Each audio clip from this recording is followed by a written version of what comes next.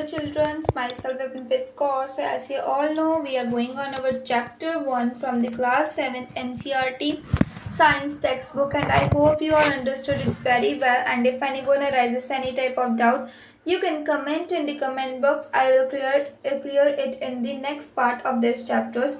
So I hope you all understand. And before starting this part, do like, share, and subscribe my channel, and turn on the bell icon to get the notification of the other chapters and parts of those chapters. So let's get started. And the last part we have learned till the photosynthesis. We have explained and understood till the photosynthesis, and now in this part we are going to start from a hill of photosynthesis. So I hope you all understood, and where I am reading you have to keep your eye contact, and I am underlining the main points or the where I am reading. Okay, so let's get started. मैं जहाँ पर भी पढ़ रही हूँ मैं वहाँ पर लाइनिंग करूँगी. Okay, so perform iodine tests with the leaves of both plants as you did in class 6. Record your results. Now leave the pot which was earlier kept in the dark in the sunlight for 3 to 4 days and perform the iodine test again on its leaves. Record your observations in your notebook. So this is the paragraph in which we are going to explain. So अब आपको एक iodine test perform करना है leaves के साथ, दोनों plants की leaves के साथ, जैसे कि आप लोगों ने क्लास 6 में किया था. उसके बाद फिर आपको अपने रिजल्ट्स को रिकॉर्ड करना है, और उसके बाद जो पॉट आप लोगों ने अंधेरे डार्क में रखा था उसे 3 से 4 दिन के लिए सनलाइट में रखना है. और उसके बाद 3 से 4 दिन सनलाइट में रखने के बाद आपको दोबारा से उसकी लीफ के साथ आयोडीन टेस्ट परफॉर्म करना है, और उसके बाद जो भी आप उनमें ऑब्जर्व करते हो उसे अपनी नोटबुक पे राइट करना है.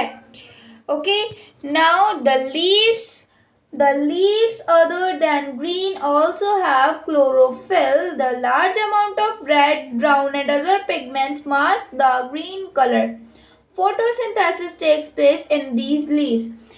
What is saying here, जो leaves है ग्रीन के अलावा जो leaves है उनके पास भी क्लोरोफिल होता है.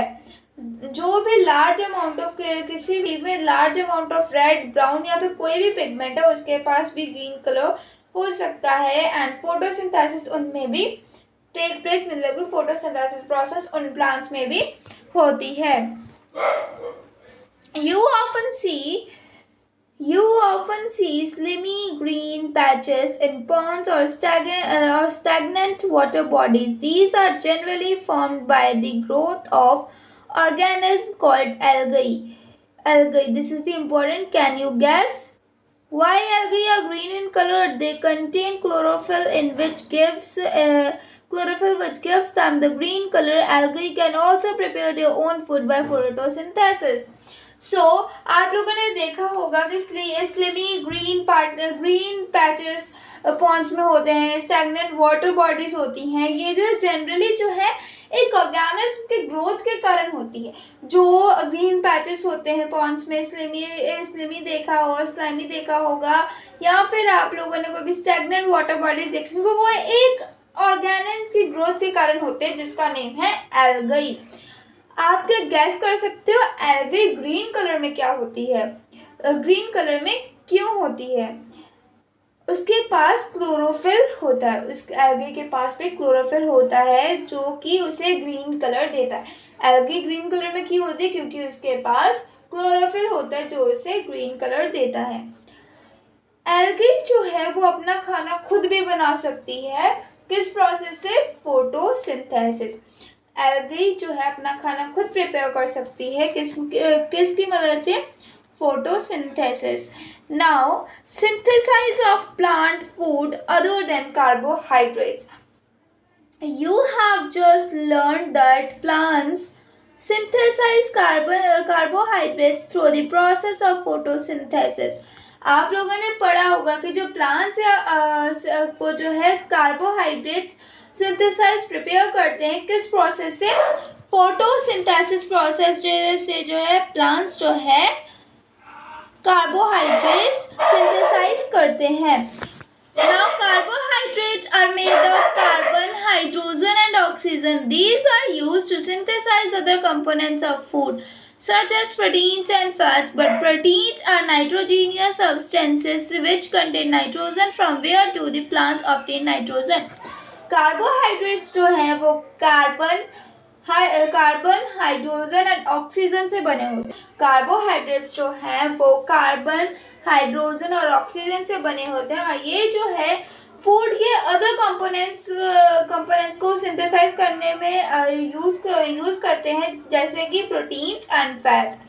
लेकिन प्रोटीन्स जो है एक नाइट्रोजीनियस सब्सटेंस है. प्रोटीन जो है एक नाइट्रोजीनियस सब्सटेंस है जिसके अंदर नाइट्रोजन होता है. और प्लांट जो है नाइट्रोजन कहाँ से ऑब्टेन करते हैं? प्लांट्स जो है कहाँ से ऑब्टेन करते हैं? क्या था, प्लांट्स जो है फोटोसिंथेसिस के दौरान कार्बोहाइड्रेट को सिंथेसाइज करते हैं और कार्बोहाइड्रेट कार्बन, हाइड्रोजन, ऑक्सीजन से बना होता है और इसे जो है फूड के दूसरे कंपोनेंट्स को बनाने के लिए यूज किया जाता है, जैसे कि प्रोटीन, फैट. और प्रोटीन जो है एक नाइट्रोजीनियस सब्सटेंस है जिसमें कि नाइट्रोजन कंटेन होता है. और प्लांट नाइट्रोजन कहाँ से ऑब्जर्व करता है? चलिए ये पढ़ते हैं.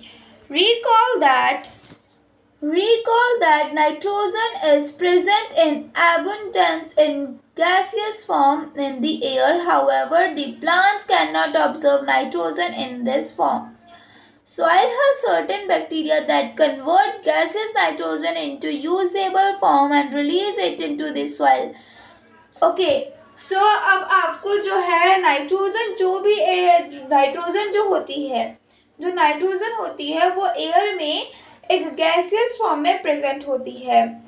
प्लांट जो है उस नाइट्रोजन जो गैसियस फॉर्म में एयर में प्रेजेंट है, प्लांट उस नाइट्रोजन को उसी फॉर्म में जो है एब्जॉर्ब नहीं कर पाते. तो सॉइल में कुछ बैक्टीरिया होते हैं जो उसी गैसियस नाइट्रोजन को जो है एक यूजेबल फॉर्म में कन्वर्ट कर देते हैं और उसके बाद उसे सॉइल में रिलीज कर देते हैं. These are observed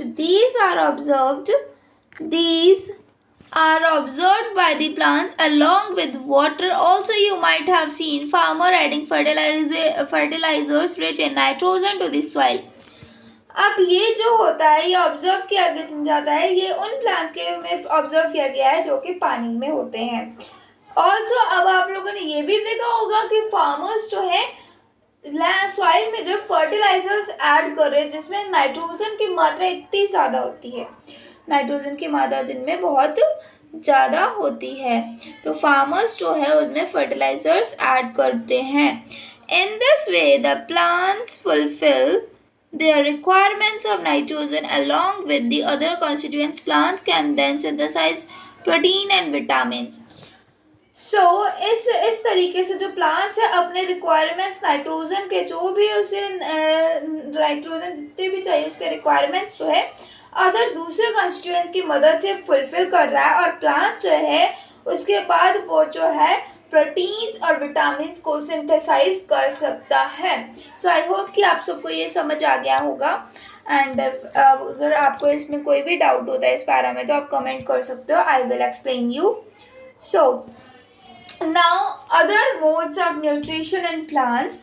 There are some plants which do not have chlorophyll. They cannot synthesize food. How do they survive and from where do derive nutrition like humans and animals? Such plants depend on the food produced by other plants. Okay. जब हम लोगों ने पहले क्या पढ़ा था, plants के पास chlorophyll होता है. अब कुछ प्लांट ऐसे भी होते हैं जिनके पास क्लोरोफिल नहीं होता है और वो अपना खाना खुद प्रिपेयर नहीं कर पाते हैं. तो ये जो है कैसे सरवाइव करते हैं और कहाँ से न्यूट्रिशन को ड्राइव करते हैं. लाइक ह्यूमंस और एनिमल्स की तरह जो प्लांट्स के पास क्लोरोफिल नहीं होता है वो भी उन्हीं प्लांट्स पर डिपेंड होता है जिनके पास जो कि अपना खाना खुद प्रोड्यूस करते हैं.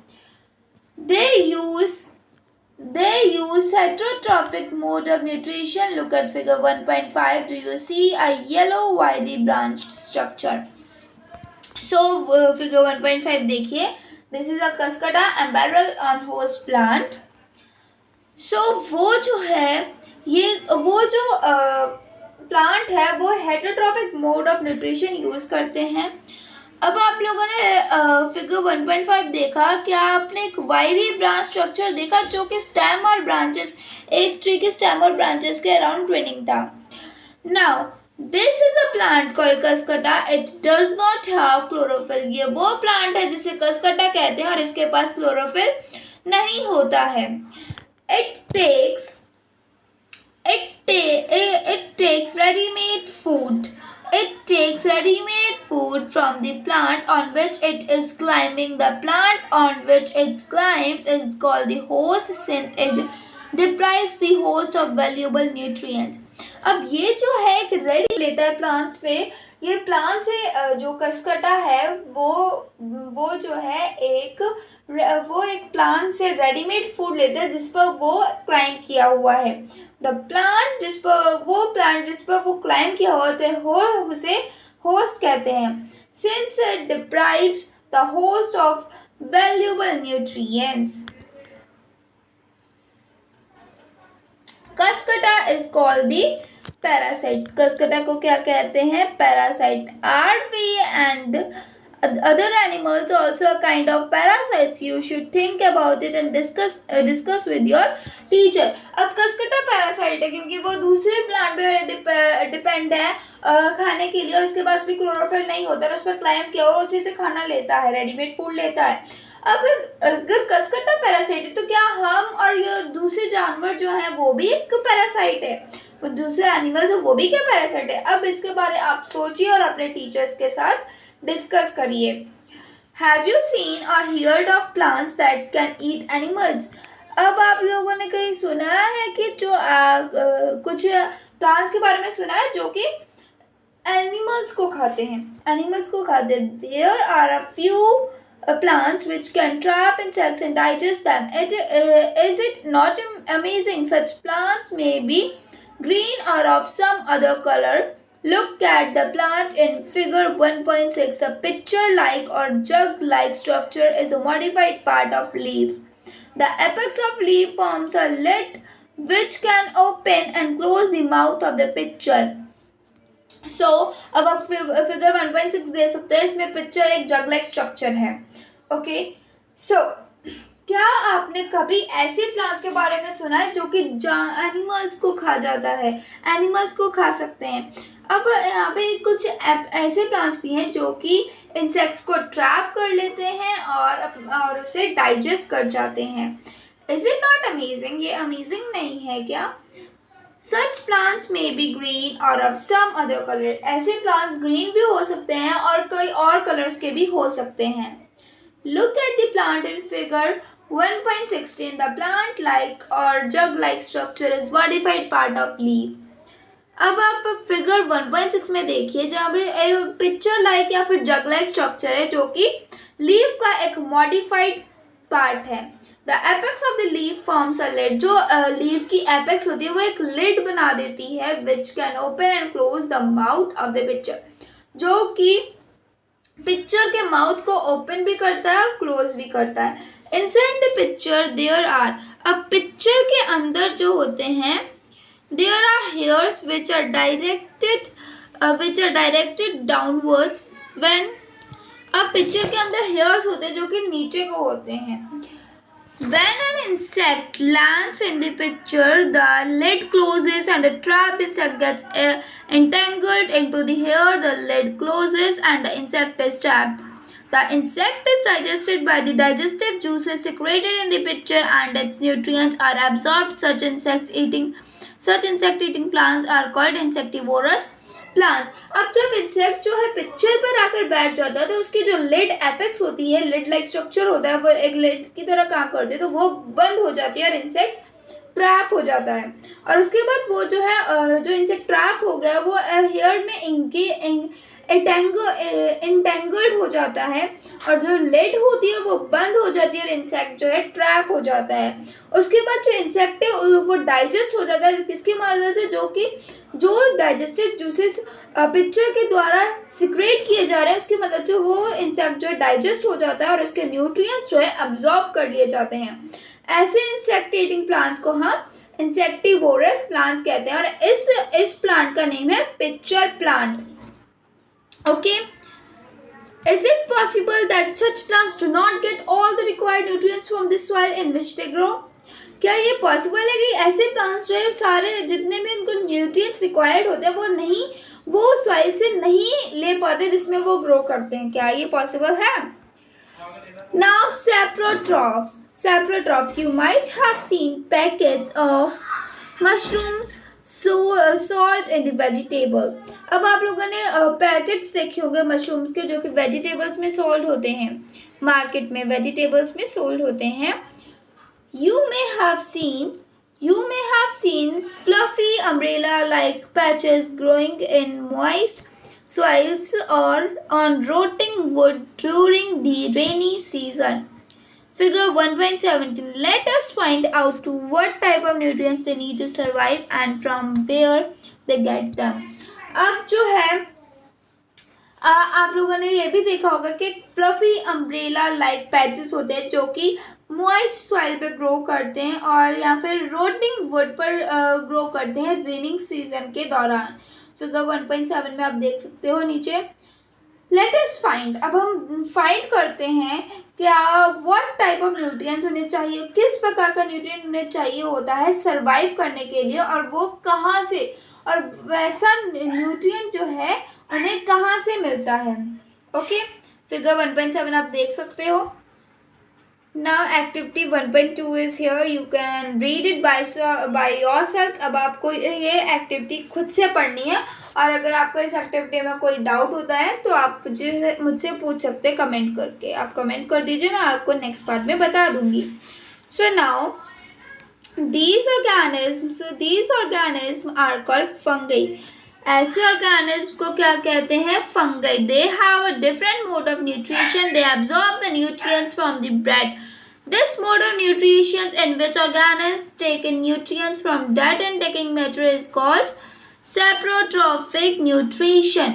अब ये ऑर्गेनिज्म जो है, इन ऑर्गेनिज्म को हम क्या कहते हैं? फंगाई कहते हैं और इनके पास एक अलग ही प्रकार का न्यूट्रिशन होता है जो कि न्यूट्रिएंट्स को एब्जॉर्ब करता है ब्रेड से। ये जो है फंगी जो है ब्रेड से न्यूट्रिशन को एब्जॉर्ब करता है और ऐसे मोड ऑफ न्यूट्रिशन को है, ऐसा मोड ऑफ न्यूट्रिशन जिसमें ऑर्गेनिज्म जो है एक डेड या फिर डिकिंग मैटर से न्यूट्रिएंट्स लेता है, उसे सैप्रोट्रॉफिक न्यूट्रिशन कहते हैं। What is the saprotrophic nutrition? This saprotrophic nutrition is the mode of nutrition in which organism takes in nutrients from dead and decaying matter. इस सैप्रोट्रॉफिक न्यूट्रिशन जो होता है इसमें जो है ये ऐसा मोड ऑफ न्यूट्रिशन है जिसमें ऑर्गेनिज्म जो है न्यूट्रिएंट्स जो है डेड और डिकेइंग मैटर से लेता है। Such organisms with saprotrophic mode of nutrition are called saprotrophs. ऐसे ऑर्गेनिज्म जिन्हें जो कि सैप्रोट्रॉफिक मोड ऑफ न्यूट्रिशन से जो है सैप्रोट्रॉफिक न्यूट्रिशन के साथ होते हैं उन्हें हम सैप्रोट्रॉफ्स कहते हैं जो कि इस प्रोसेस में होते हैं। Now fungi also grow on pickles, leather clothes and other articles that are left in hot and humid weather for long time. During the rainy season, they spoil many things. Ask your parents about the maintenance of fungi in your house. अब fungi जो pickles, अचार, leather clothes में हो जाती है और दूसरे और कई आर्टिकल्स में फंगी आ जाती है जो कि हॉट और ह्यूमिड वेदर में लंबे समय के लिए छोड़ देते हैं और रेनी सीजन के दौरान जो है ये कई सारी चीज़ें स्पॉइल कर देते हैं। अब आप इसके बारे में अपने पेरेंट्स से पूछिए, अपने हाउस में फंगी की मेंटेनेंस के बारे में अब अपने पेरेंट्स से पूछिए। The fungal spores are generally present in the air.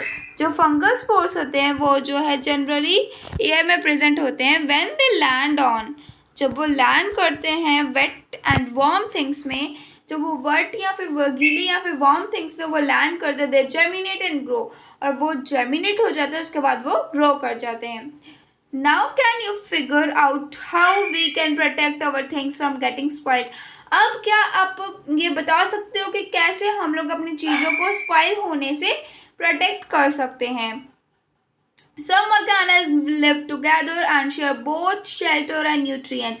कुछ ऑर्गेनिज्म एक साथ रहते हैं और अपने दोनों जो है शेयर करते हैं, शेल्टर भी शेयर करते हैं और न्यूट्रिएंट्स शेयर करते हैं. This relationship is called symbiosis. इस रिलेशनशिप को कौन क्या कहते हैं?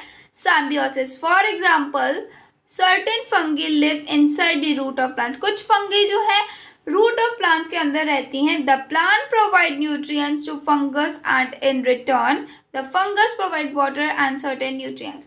प्लांट जो है न्यूट्रिएंट्स, फंगस को जो प्लांट जो है फंगस को प्लांट न्यूट्रिएंट्स प्रोवाइड करता है और उसी के रिटर्न में फंगस जो है वाटर प्रोवाइड करता है और कुछ न्यूट्रिएंट भी प्रोवाइड करता है.